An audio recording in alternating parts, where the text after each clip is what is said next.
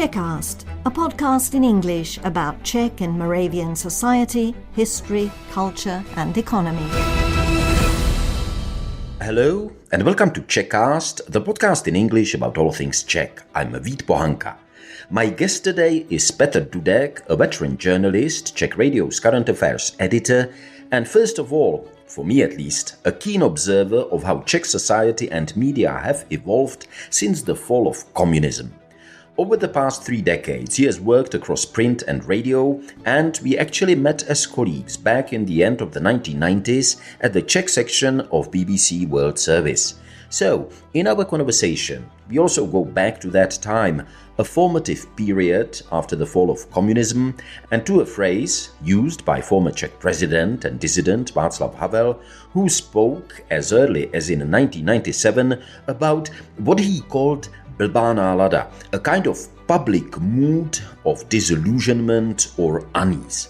Does that compare to today? Not really.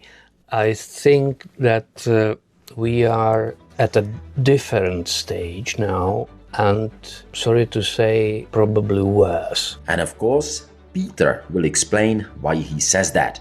But he is not just a journalist. He's also an author of radio plays and explains what leads him, as a journalist, to creative writing. The language of the news is rather poor or simple. People have to understand you and you have to be accurate. But people do not talk using the news language. People talk in their natural way. And I just missed the opportunity to write a sentence in the way you and I would speak together sitting in a bar. So, adjust your pace if you are walking or jogging, settle down with your tea or coffee if you are at home. Here is my full conversation with Czech journalist Petr Dudek.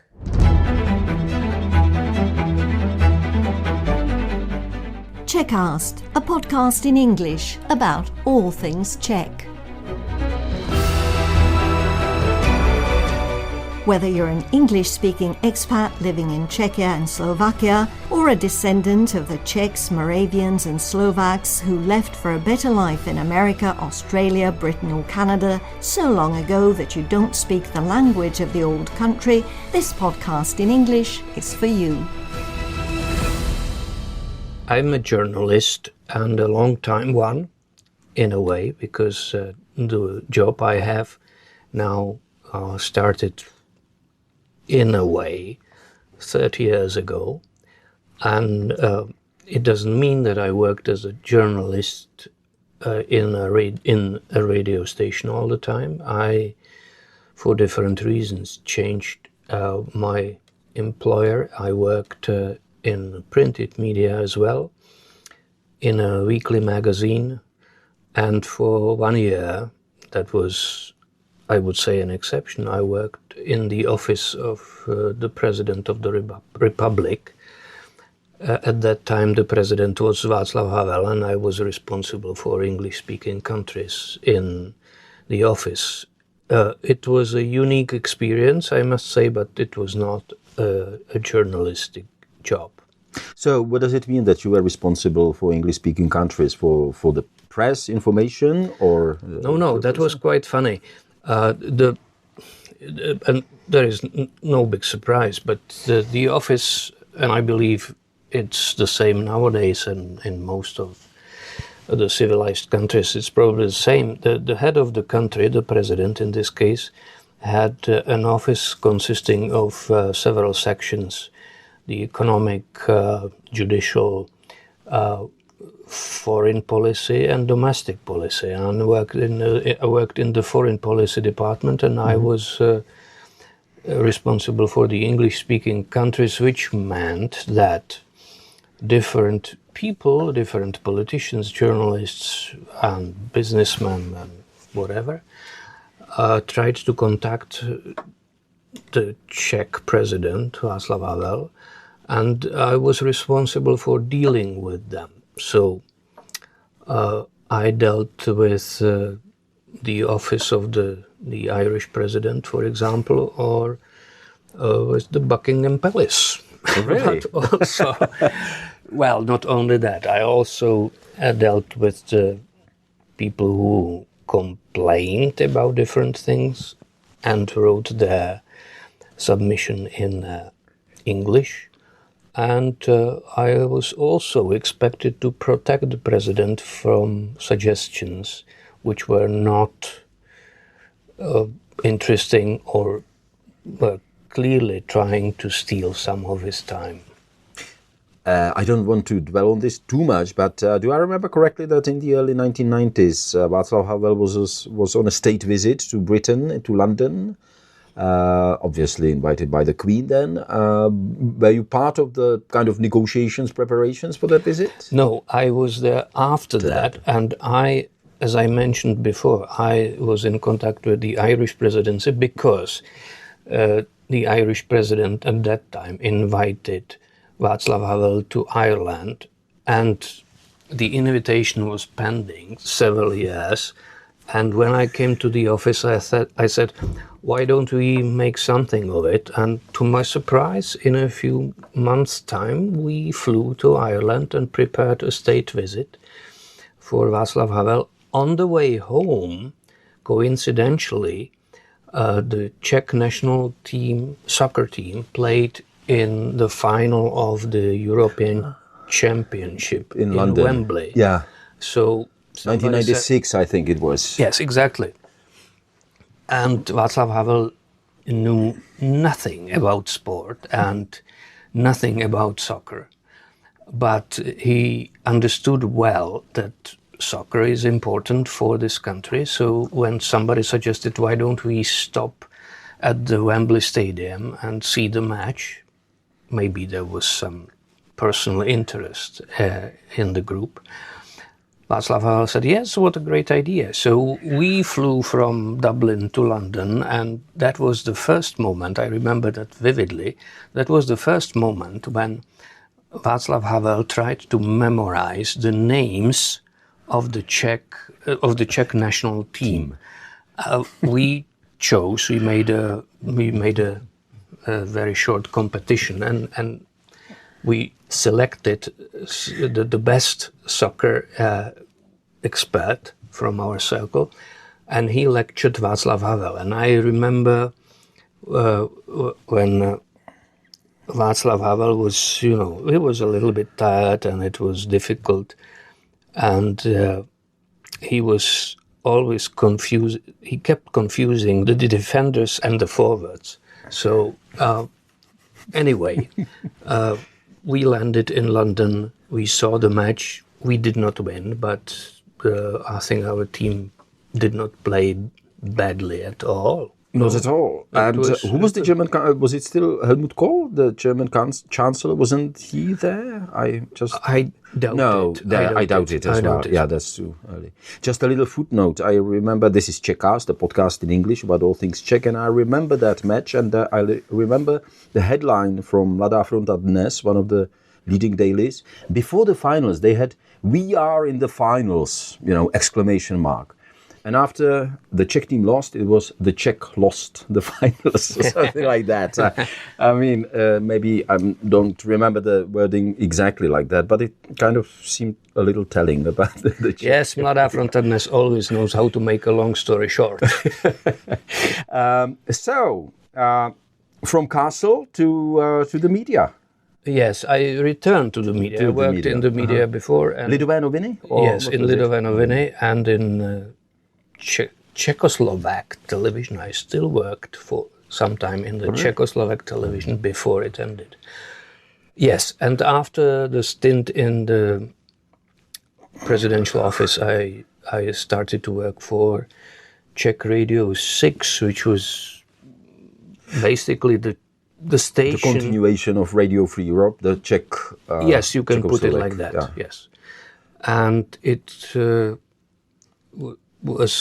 consisted several programs. One of them was the BBC World Service in Czech, which is the program we may mention. Yeah, we will definitely mention that. So let's cut it short a little bit. From Lidové noviny, you went directly to BBC World Service Czech section? With the exception of the presidential office, yes. Yes, right. And that's where we met, yeah? Yes. Was that perhaps that you felt in the presidential office that it's just that journalism is the thing for you, that you can't Oh yes, imagine exactly. I'm not good in an administration. I mean, I can force myself to do it, and I try to perform well, but I felt at the same time that it is not my vocation. I wanted to return to journalism. As simple as that. And in a way, let me just mention that's similar to my experience. I worked on a very lowly position in Czech television in 1994, 1996 at Studio 6, this morning program. But then I got an offer to go and work for UNESCO in Paris. And it was like a golden cage, you know. Mm-hmm. It was, I was in Paris, that was great, international team, but I hated the job, the bureaucracy about it. And the I think I administration. can understand it. And I was really frustrated, I have to say. So we met at the BBC Czech section. And let me just mention one thing that I wanted to ask you about later, but I will ask now, because while I was still in Paris, and you were probably, I don't know, in 1997 at Lidové noviny, mm-hmm. Václav Havel, still president then, spoke about blbá nálada. This I don't even know how to translate it into English, because stupid mood, it doesn't really catch the feeling. It's people are kind of not disgusted, but they are not happy with what's going on. Exactly. And it just brings me... Do you see some similarities between what Václav Havel described in 1997 and present-day Czechia? Not really. I think that we are at a different stage now, and sorry to say, probably worse. What Havel referred to was, I think, the sobering mood after.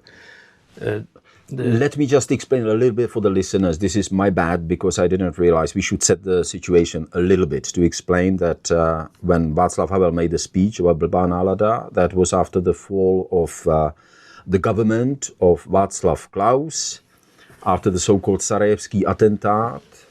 So it was like a first big political crisis, if I'm not wrong, after the fall of communism in Czechia.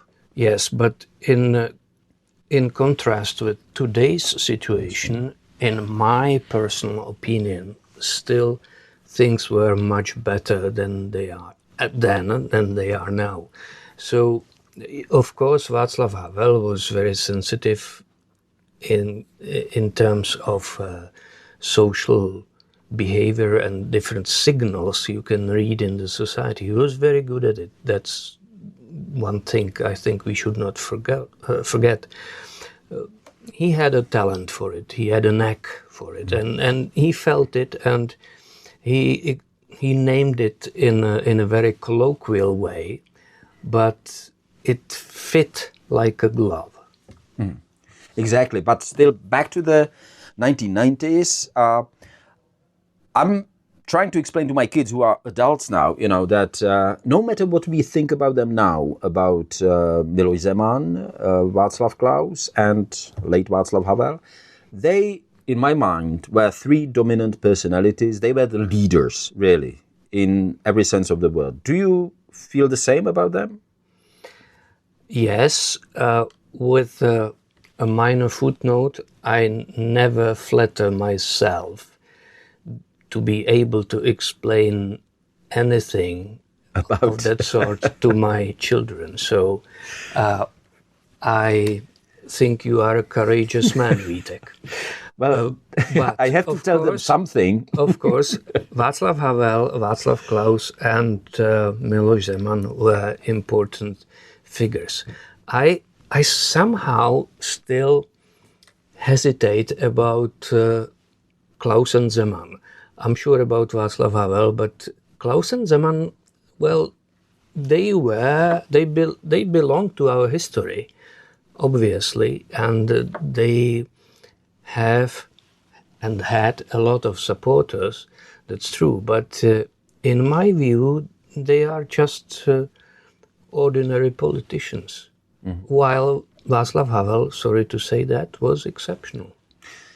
And it's definitely true. I mean, even my experience from, even in Paris, if people in France knew somebody, if people in the United States later on knew somebody, or if people in Britain knew somebody, it would be Václav Havel, of course. Yes, you remember quite recently the Canadian Prime Minister quoted Václav Havel such a long time after his demise. I'm always trying to be a little bit careful not to kind of venerate one person too much. Obviously, yes. And if you were to say a few faults, that Václav Havel maybe had, I mean, obviously he wasn't. I think he was naive, and he was sometimes naive. It was not a general. It was not a general character. He was sometimes naive, and he trusted some people he should not. Is that a big mistake? If you are a politician, it can be very, very important. So I think some of his friends or people who pretended to be his friends or wanted to be his friends while they pursued their own goals did serious harm, and Václav Havel was sometimes a little bit too hesitant to separate himself from people who just abused him. Just last thing about the 1990s, and this is rather coming back. You said, now it's worse. If we can just kind of finish that, in what way is it worse now, the blbá nálada, than it was in the 1990s? Well, we could speak about it for hours, but let me limit myself, being a journalist, to journalism. In the 90s, there was a couple of dailies published, every day, of course, and read by a large circulation of people. And they were viewed from today. They were really independent, and they were professionally, I would say, quite high. Fairly good, yeah. That's gone. Mm-hmm. We have, 2-3 solid dailies, maybe just 2. Lidové noviny, quite a good paper, I would say, is gone. Mm-hmm. So if you want to make a conclusion, the public debate is at a lower level now than it was in the 90s. And I feel it as a loss. I think the political discussion is much worse now than it was in the 90s. Of course, there were opponents in politics, in the parliament, but there was some discussion possible.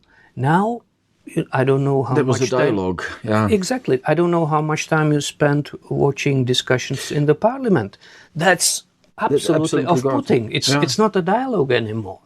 So if Václav Havel was a bit put off by the situation in the second part of the 90s, I think he would be deeply depressed today. There was an interesting point that Tomáš Klvaňa, another ex-journalist, now head of the Aspen Institute Europe, he mentioned, and I think he wasn't trying to be kind of artificially optimistic. He said, okay, I mean, the media is where it is. We've got social networks, but at least people are engaged, he said. That the social media, if it helps something, that he doesn't remember so many people engaged in politics in the, whatever way, as we can see now, including young people. What do you think about that? I would have to ask Tomáš Klvaňa what he had in mind when he said that. Because, of course, there are people who are engaged in politics, but in some cases I think it's fair and it's useful I'm very interested in the climate change, for example, and I think this is something we, and specifically the younger generation, should be interested and educated in. And if there is an organization, I will not name any, but if there is an organization dedicated to the climate change, I think it's good to support them, and the membership of this organization is a valuable thing. On the other hand, if there is an organization which is in fact a lobby of some industrial or agricultural interest, I don't think that's a kind of political engagement we should be grateful for. But I don't know what Tomáš Klvaňa had in mind. And it's a bit unfair, and I just did it off the top of my head because impulsively, that I'm quoting Tomáš Klvaňa, maybe even in precisely, But that's definitely, how I understood what he said. Maybe we can discuss it together sometime afterwards. Right, you're an editor, you're a journalist. How, if the kind of relationship between politicians and the public media, and maybe private media as well, has changed. Has it changed? And if so, in what ways? You mean when you invite today with maybe not in the 1990s, but in the 2000s and then 2010s and now? Because you've got a very long experience of trying to invite politicians and trying to select the politicians so that we are balanced, etc. Maybe I should explain to the listeners that I'm not a journalist they would expect. I'm able to write or broadcast, and I did write a lot of materials and publish them and so on, and broadcast quite a lot of interviews. But mainly I'm the editor, and the editor is, I think, an important person in any media organization. Should be, definitely. Yeah. Well, quite a few people would disagree with you, but that's not important now. So I'm the editor, and that's the man or a woman behind the studio who sits somewhere in the back and reads the manuscripts, reads the plans for the interview, and thinks about guests to invite to the radio, to make a long story short. So I'm quite practiced in inviting people to the studio or to our microphone, and in this way the situation changed again for the worse, I must say, because politicians are selecting the media they would talk to. The excellent example is, of course, Donald Trump, who has his favorite TV station, Fox News, and I don't want to judge, but Fox News is friendly to Donald Trump, to put it mildly. Czech politicians always try to find a journalist who is, friendly towards them. And honestly, if you are a politician and you can choose between two journalists to interview you, it's quite natural to prefer somebody who is friendly to somebody who is not friendly, who is unfriendly and critical. But to be a fair politician, you should sort of choose both and allocate kind of certain amount distribute your time between all sides of the discussion. What Donald Trump introduced is favoritism in journalism, and this is something which flourished in our country as well.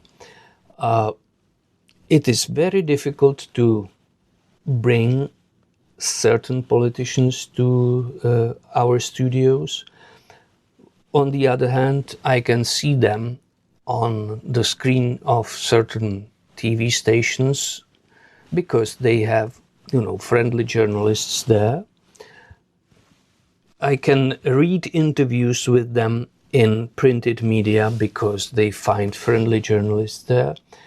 And then, professionally speaking, is it still journalism or is it politics under the cover of journalism?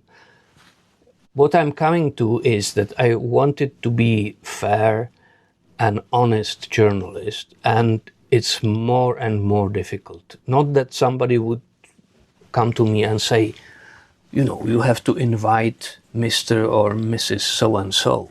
No, it doesn't happen. What happens is that I call the office of some minister a dozen times, 24 times, with no response, no success. And then it's difficult to present the political scene as a whole. And from that situation, criticism arises, and that's where the troubles begin. And that was not the state of the affairs in at the beginning of this century. But I listen almost exclusively to Czech Radio Plus, which is just for the listeners, kind of all talk radio. I mean, there's no music. I mean, it's modeled on Radio 4, I would say, in Britain, or National Public Radio in the US, I would say, if they still kind of manage. And by, feeling maybe superficial, I usually listen in the morning, the morning edition kind of that they have. And it seems to me, even when they play the clips from various discussions, which is your field more, I think, I mean, the more kind of broader interviews, longer, it seems to me that even government politicians from ANO party and SPD party are now taking part. SPD being the minor kind of member of the government coalition, that it seems to me that they accept invitations, don't they? The background is that they accept invitations, but quite unwillingly, and it takes enormous effort to get any of them for an interview. That's one thing. And the second thing is that they manage their own media presentations within the club of a particular political party. In the good old days, you could think, I'm interested in talking to politicians from different parties about transport. Mm-hmm. So you looked up the Minister of Transport, you contacted his office, secured an interview, then went to the main opposition party, looked up the personality responsible for transport. Kind of a shadow transport secretary, something like possible. that. Yeah. And you because we have coalition governments and also in the opposition there are several political parties, you could get, the whole spectrum, the whole political spectrum in terms of transport or education or whatever. And now you can invite experts from certain political parties, yes, those who are in the opposition, those are willing to come, but in terms of the government parties, you can do it the old way, but you fail, and then you have to contact the headquarters of the political party and say, excuse me, we want to organize a discussion about transport in the Czech radio 2 weeks from now. Please, who is responsible in your party for transport? And the spokesperson for the political party, who is an important figure, says, well, let me see. We will discuss it here and we will let you know. Which usually means that they will never let you know. Never call. Yeah. So you lose a week in preparation, contact them again and they say, Yes, we discussed that, but we are not sure who is going to come yet. So we wait, then make another call. And to make a long story short, they usually come up with a figure, but not at all to your preference, just somebody I don't know what their strategy is, because I think they have no strategy, just to put you off. So you cannot do your work properly, and you cannot, we try to inform people about the political situation. We cannot do it, and it's not our fault. Let me ask you about something slightly different. When I was a correspondent in Brussels, back in 2007, I think it was, when ODS, the Civic Democratic Party, which was then in government, led by Mirek Topolánek at that time, they formed a coalition with the British Conservatives in the European Parliament, their own fraction. They were starting their own fraction together with some other parties. And I had the opportunity to be in one room and speak. There were more of us journalists. It wasn't just me there. Correspondence with then David Cameron, the leader of the Conservative Party, and Mirek Topolánek. David Cameron was kind of, cleanly shaven, very smart, politician, very elegant, everything. And Mirek Topolánek was himself.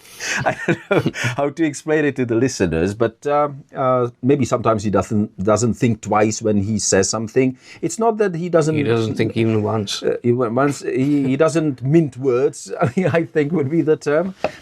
But frankly, Mirek Topolánek seemed more kind of genuine, more authentic, I would say. Whereas David Cameron struck me as being a very kind of smooth but politician that you don't really see, behind the surface.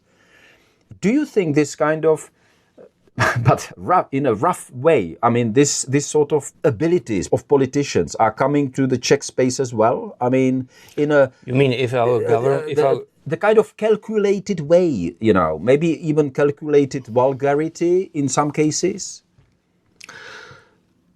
You mean you are asking me whether our politics is now full of Mirek Topolánek or full of David Camerons? More of David Camerons than Mirek Topolánek. That's what I meant.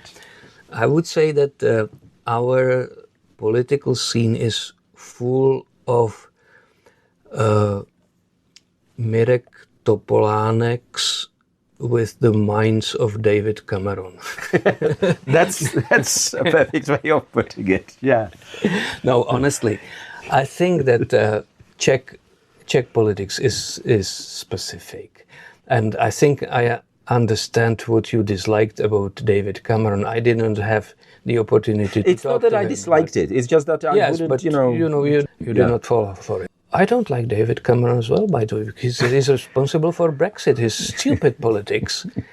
Anyway, but I appreciate honesty and straightforwardness and openness in discussion as well.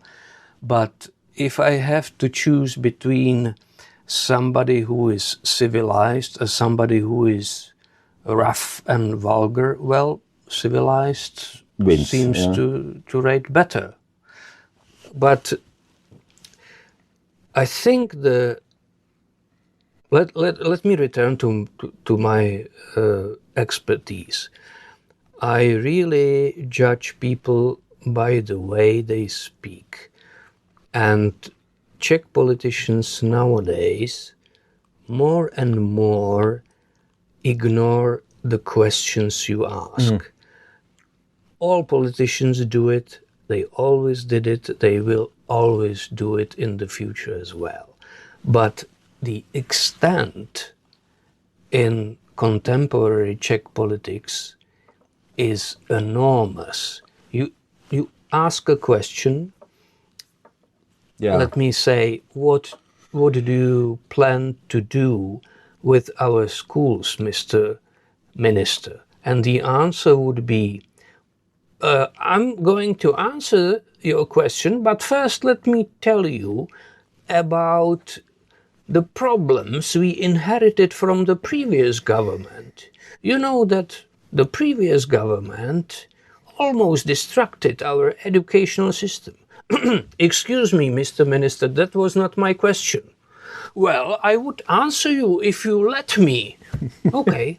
And that's the way they play it, more and more, aggressively disregarding your questions, which is, I don't think so much about myself, but it's respectful, isn't it? Yes, it's difficult to stand, with, what's the way to put it? It's difficult to tolerate it, yes. But I know, obviously we are now in Czechia and you invite mostly Czech politicians. I just wonder whether Czechia is exceptional in this respect, or whether it's just a part of a broader, not just European, but maybe even global trend. Well, I started with Donald Trump, and they are just learning from him. I never had an opportunity to talk to him. Probably never will. But I think yes, he it's not his invention, to disregard journalists and mock them and put, shame them. But he's a model, and he's followed by politicians. He's copied. Yes, yeah. Yes. Very much so. And of course, it's not the special thing about Czech politics. I know that there are rude politicians in Hungary, in Slovakia, in Germany as well, in France. But we are Czechs, and we speak about the situation in the Czech Republic. Now, for something not completely, but different. Mm-hmm.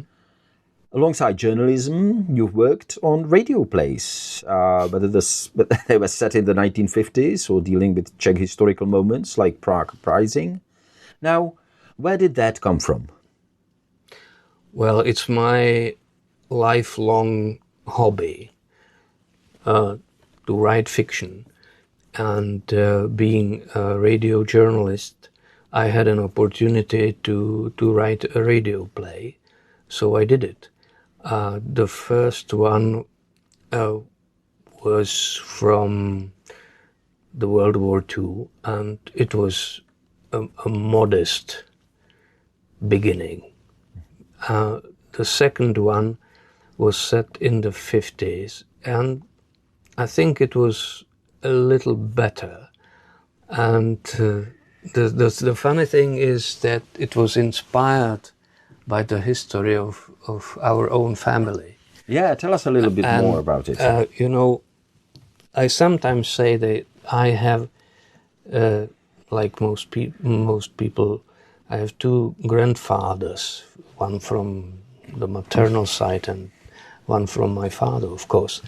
And the father of my mother was a Moravian veterinary surgeon. He was a man from the country, and he said something he shouldn't in a discussion with his colleagues, and they imprisoned him, and he spent some time in prison for political reasons. In the 1950s? In the 1950s. That just happened. Yeah. The other grandfather was a state official. He worked in the administration in Western Ukraine when it was a part of Czechoslovakia before the war. And then he returned to central Prague, to the places where he was born and worked before. After the war, he made a mistake of his life, I think, because, and he was not alone in that, he joined the Communist Party with the plan: I will be a member of the party and I will keep my job as a state official, and I will help my friends who will be in trouble.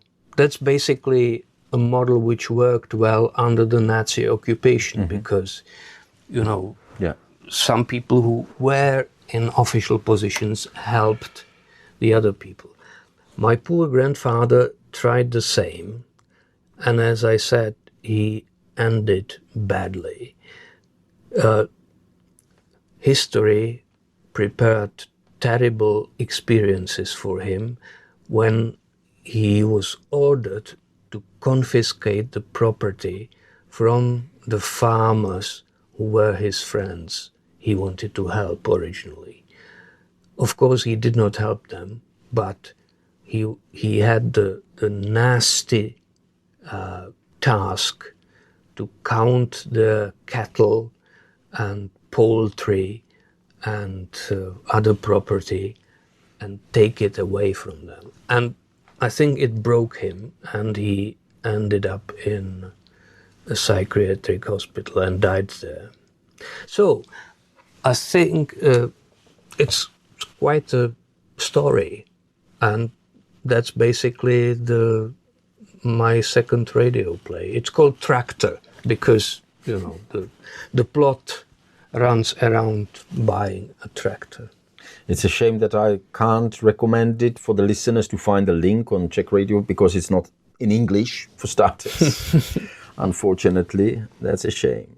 What does it give you, writing drama? I mean, it's your hobby, you say, but does it fulfill you? I don't know.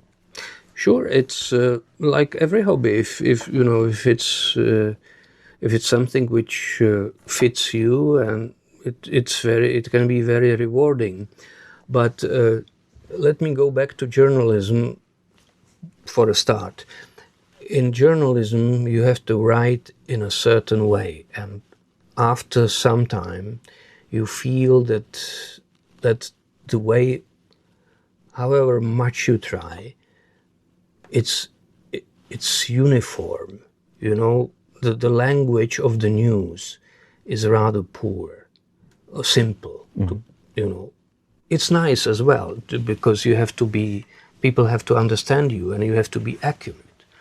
But, people do not talk using the news language.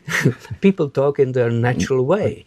And I just missed the opportunity to write a sentence in the way you and I would speak together sitting in a bar.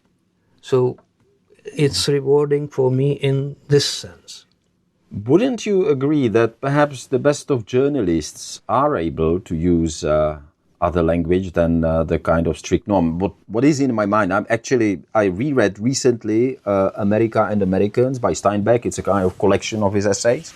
So John Steinbeck. And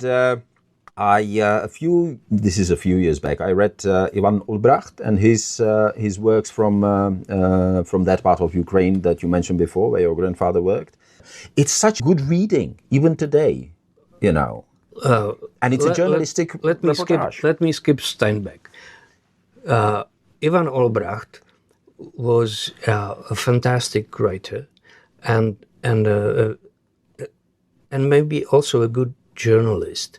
But I'm no Ivan Olbracht. Sorry, I work in a very different branch of journalism. Ivan Olbracht wrote long reports about, as you mentioned, about that wonderful country of Western Ukraine. The mountainous part of that. It's very romantic and very peculiar people and so on. And he was not limited by deadlines. He was not limited by space. He was not limited by some editor.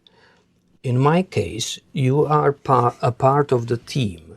And you are constantly... You have to follow the discipline. I'm not complaining now. It's the job I really like. It's just the way it is. It makes a lot of sense to me because, a journalistic team can achieve wonderful things if it's managed right. So, yes, fine, but I can bear no comparison to Ivan Olbracht and John Steinbeck, please. Have mercy on me, Vitek. Speaking of the long stories, recently I got a subscription to New Yorker. Why I mentioned that? to me, it's soothing to see that in times like these, the New Yorker magazine still, when you read their reports, they are 20 pages often. And in Czech, because this is Czechast, in Czechia, we still have respect. We still have, reporter sometimes. So it fills me with some optimism, It doesn't mean that the traditional, really in-depth, very thoughtful journalism is dead. Or am I wrong to be optimistic or to feel optimistic? I don't feel being the right person to answer this question. But I think it's fair to say that the American market, literary market, is enormously big compared to our modest one. So we can hardly compete with the New Yorker. It's true. I wasn't even suggesting that. There are good journalists, there are good authors in the Czech Republic just now. I like to read them. But there is no the New Yorker magazine in the Czech Republic now, and I don't expect anything resembling that to appear soon. This will sound as a mechanical question. Let me ask you: how do you see the future of Czech media? Again, this is for Czechast, mainly Czech media, but Czech radio. And do you see what gives you hope? Because we talked mainly about what frustrates, I suppose, not just you, about this work. Well, it's a tough question because, to be fair, we don't know whether we will be permitted to meet in this studio in 1 year time. That's true. We can lose our jobs, and the Czech radio and the Czech television can go into very difficult times. That's true. But of course, I hope that some of it, if not all, will survive. I don't know what the form is going to be, but as a friend of mine working in the radio told me recently, if things go really bad in the Czech radio, and he meant if the management we are going to have is too obedient in political terms, to the government, to the present government, or I don't want to work here anymore. So I think that good journalists will leave or will be forced to leave if push comes to shove. And where will they end? I don't know, but I expect that some of them will find some other opportunity to publish. Okay, and with that, Petr Dudek, well, thank you very much for your time. You're very, very welcome, Vítek. Thank you. Yeah, let's hope for better times. Good. Nashledanou v lepších časech.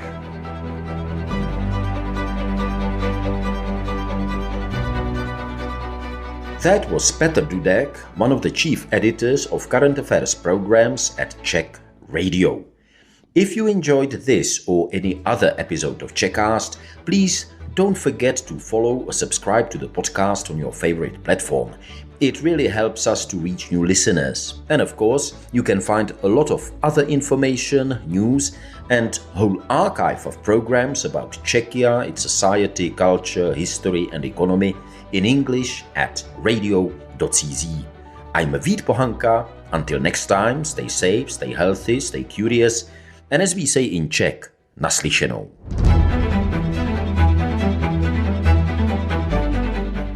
Czechast, a podcast in English about all things Czech. Whether you're an English-speaking expat living in Czechia and Slovakia, or a descendant of the Czechs, Moravians and Slovaks who left for a better life in America, Australia, Britain or Canada so long ago that you don't speak the language of the old country, this podcast in English is for you.